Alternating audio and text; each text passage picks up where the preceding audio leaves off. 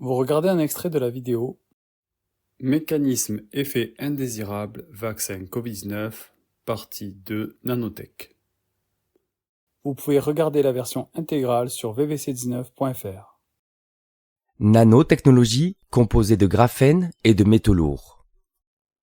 Comme la grande majorité des effets secondaires peuvent être expliqués par la toxicité multiple de la protéine Spike, les médecins n'envisagent pas que ces injections puissent contenir d'autres substances nocives.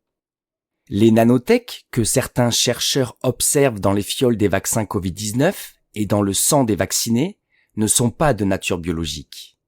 Or, les médecins ne sont pas formés pour diagnostiquer et traiter des effets secondaires issus de nanotech. C'est pourquoi pour ces médecins, tous les effets secondaires ne peuvent être qu'induits par la spike.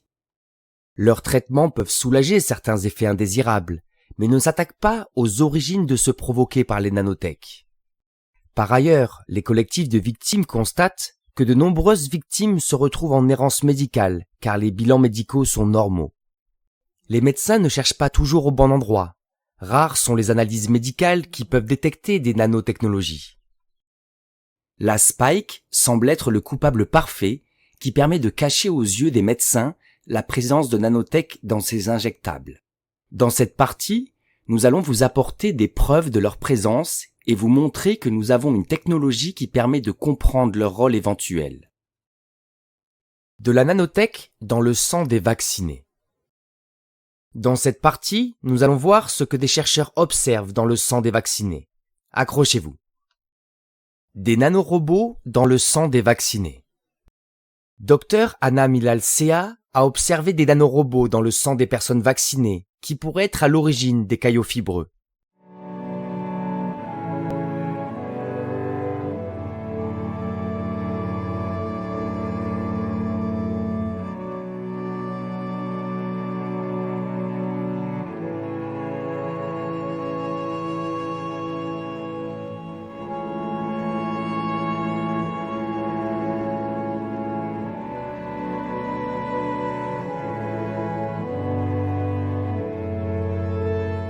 Que font des nanorobots dans le corps d'êtres humains?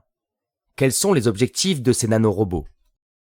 Des nanorobots forment des caillots fibreux.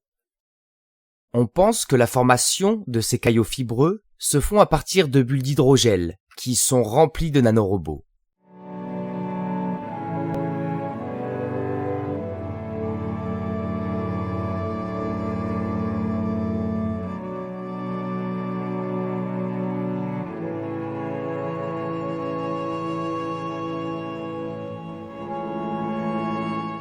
D'autres bulles d'hydrogel observées au microscope à fond noir.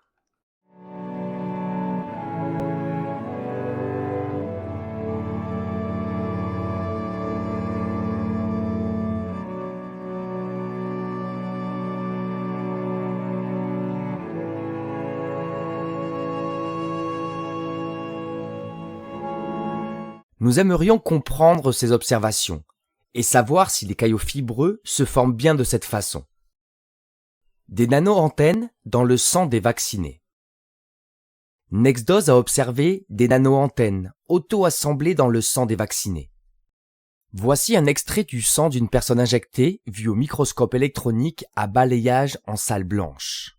Le sang est séché. Il est complètement déshydraté pour observer au microscope électronique à balayage. On ne relèvera donc que les parties solides.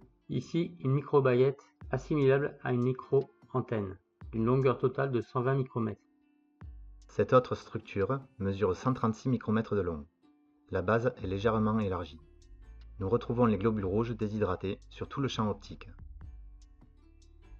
Ici, cette possible micro-antenne qui semble comme cassée à son extrémité. Sa longueur totale est de 198 micromètres.